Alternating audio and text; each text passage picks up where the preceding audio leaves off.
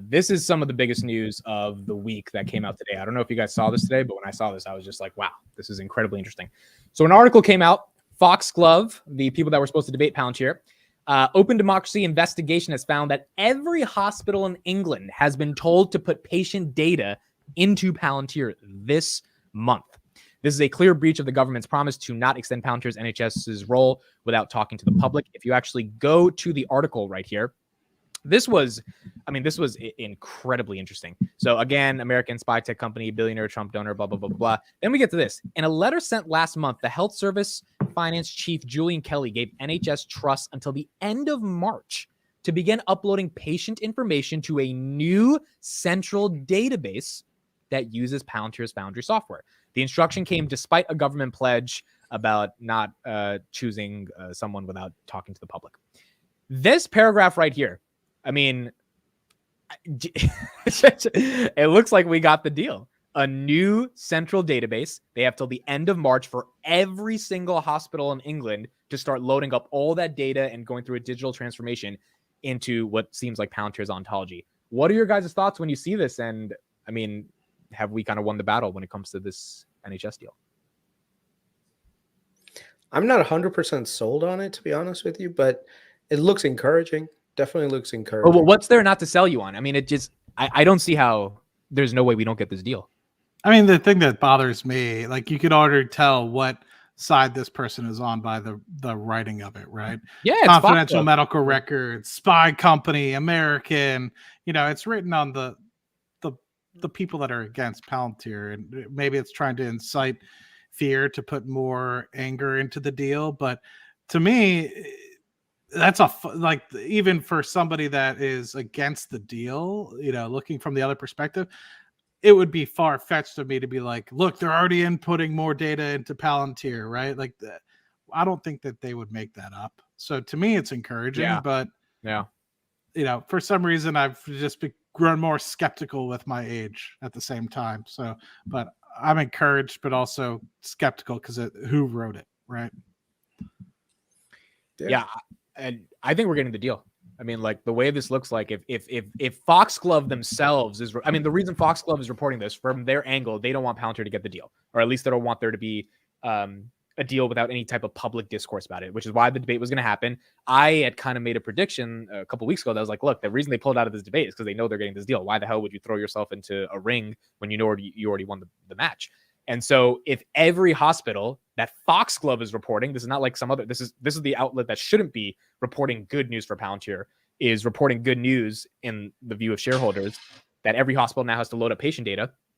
I think this deal is done. I think we get this deal. And it seems very unlikely that this consortium of other companies is able to get the deal, because the NHS knows they can't waste more money. And $580 million over 5 years, that's $100 million more in revenue just this year alone. Might have a chance for. Don't get me excited like that. I mean, look, that's $100 million right off of one deal, just for this year in terms of revenue. And I don't know if they took that into an equation when they did their estimations for 2.2 billion or whatever. But I see it being much longer term than that. I see the immediate return of the 100-some million a year for 5 years, but I see that breaking into a country like the United Kingdom and their health system, huge, and being able to show that, hey, we tried it out and hey, we're signing on long term, I think has bigger implications for not just the healthcare system of the EU, but also the United States as a whole, as we've seen partnerships kind of showing up. And I think that in itself is at least a $1 billion a year, if not $2 billion a year business, not the specific NHS deal, but the healthcare portion of keeping data safe. If it works in the UK, what if it works in all other parts of the EU that have socialized healthcare services? Yeah.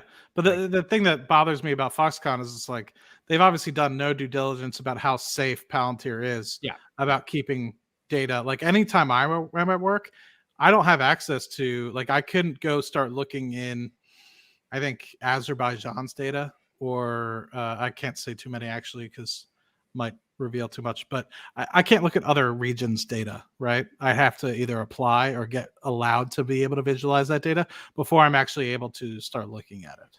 So, anyway, Chris, your thoughts on the deal? Yeah, I think it's a positive sign. I mean, they have been making a lot of inroads into multiple healthcare organizations, and so there's a lot of complexity in healthcare organizations, but there's also a lot of money there too. So, if they can break into multiple healthcare organizations, and NHS being one of the most prominent ones, then that means that their growth trajectory in just that sector is probably going to be pretty big for the next 5, 10, 15 years. Because what's going to happen is the same thing that happened with a lot of software, where one system adopts it, and then a counterparty adopts it, and then another one adopts it, and then it becomes an industry standard, and then everyone adopts it. So yeah, I think they are definitely heading in the right direction. This is another positive step. I hope they get it. I really do. I do want to say that the vitriol behind like Palantir is starting to kind of like, what's the word, diminish a little bit, because how many times can you say spyware company before people on the other side get tired and say, wait, isn't that the same company right now that's supporting Ukraine? So from a PR perspective, Foxglove is probably a Russian disinformation campaign company right now. 100%. I mean, that's what you could equate it to, right? They're basically aligned with the Russians. So I don't understand why why you would want to share the same talking points as a Russian what is that thing called? A Russian disinformation campaign. Chris, can you speak? You're in the healthcare sector. Can you speak to the implications and maybe expand on it, as Matt was saying, of if they get the deal and let's say 2 years in, they have completely transformed the NHS. Like, this shit is working. What is like a bull case on what that means financially in other areas that could serve as a case study for them to expand? I mean, the biggest thing is the wide breadth of the NHS. You're talking about a national healthcare system with hundreds of hospitals and clinics and all this other stuff. So if they can do that at the NHS, they can do it. You know how they say with New York, like if you can make it in New York, you can make it anywhere. Well, if you can make it at the NHS, you can make it anywhere, because that means that they have the ability to scale out. They're not limited to trying to figure things out at a single hospital or even a small region, because what's happening is there is a lot of consolidation in healthcare organizations, where back in the day you had like a lot of like hospitals, but they were like one-off hospitals here, one-off hospitals there. Now you just got giant networks, and each network has a huge level of complexity that comes with it. So you have to like manage it. Like for us in Jersey, like UMDNJ, right? For you guys, like in New York, we've got NYU, we've got Mount Sinai. These are like organizations that have multiple hospitals all around.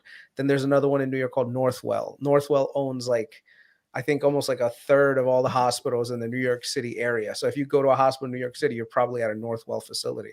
So these are the kinds of things that end up like, then these are going to be big contract deals. Like I'm not talking about like a few $1 million. This is like 10, 20, maybe even $50 million a year deal if it comes through, depending on the size of the organization that they end up partnering with. So this is really, really exciting, because I mean, like, let's say they get the $500 million deal, and let's say the stock tanks that day, because the stock always like that's irrelevant to me. What's more, and I would expect that to happen, what's more relevant to me is 2 years from now, we're in 2025, 2026, if they've partnered with the NHS and they reduced backlogs in Chelsea and Westminster by 28%. They did the COVID vaccine distribution. Imagine that's like 60% of backlogs are gone. Imagine people in the UK, which Palantir has their biggest office in. Palantir is like a household name. Like it has to be a household name, right? If every citizen in the UK is using a hospital and their data is being associated with the software that they're using, I mean, everyone knows about it. Well, no, unfortunately, Palantir has the same problem as Salesforce when it comes to that. Like, you are not going to be a household name. You just do everything in the back end. Only the people in the know will really know what Palantir is. Like if you're talking about just like a regular person off the street, they're not going to say, oh my God, Palantir has my data.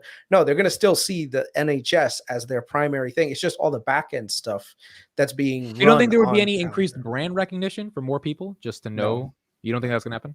No, like go ask a normal person on the side in the street right now. What does Salesforce do? 99% of people don't even know that they've interacted with someone on the other end who's using Salesforce. But Yeah, that's how SaaS works. You know, no, that's this fair. is not a consumer application where people log into a consumer portal where you're going to see the name like right on the screen. Like when you go to Google, you're going to see Google. You know, you're going to see Microsoft. You think that could exist? People could log in and see their health data through a Palantir portal? No, via the NHS. There's already multiple things that there's companies that do that. Okay, I'm just spitballing. Yeah, it's more that all the backend data, everything is managed correctly from a billing standpoint, from an organizational standpoint, from a workflow standpoint, from a visualization standpoint. So organizations can make better decisions on how they operate. You know, so yeah. I think this is more. Like I said, this is a very I would say look at Salesforce. Salesforce is the best example of the trajectory to which Palantir is likely to rise. So I would say, yeah, we've got probably 10 years of nice steady growth. And I think that's sustainable, right? Like you want 10, 20% year over year growth compounding on itself, because that's what's going to make you an ultimate winner. I agree. It's just if they solve the NHS's problem, as you were saying, if other countries start adopting them, that's not 10, 20% year over year. That's like that ramps up. And that gives me a question. I mean, the NHS, is that a UK or is that an England based company? The NHS is the National Health Service for the UK. So they're national. That's government. So that's Scotland, England, and who else? Wales. Yeah. Wales, Northern Ireland. Yeah. See, I didn't even know all that. All I know is it's the UK. I'm not that educated on that area, but it's a lot of people. It's I think over 20 million people. And it's a big problem. Germany. Yeah, it's probably 30 million. 30 million. Yeah. Wait, 30 million. What? Wait, people, do you know how many people live in the UK? 100 million, dude. Really? That's a lot of people. No, it's 67 million, 67.3. 67 million. Okay. Yeah. Damn, bro. Wait, they're managing. Wait, and all of these people, correct me if I'm wrong, they have no private insurance, correct? All 67 million. You can have private insurance on the side, like, but they're primarily covered. Yeah, primarily covered by NHS. Most of them right. So yes. Let's say 50 million people are being covered, or Palantir is doing the backend data. That's a lot of shit to do, and that's complex, and no wonder they failed for the past 10 years. Wow. Yeah, man, getting this deal is going to be a very big deal. It's going to be a very big deal as we go forward.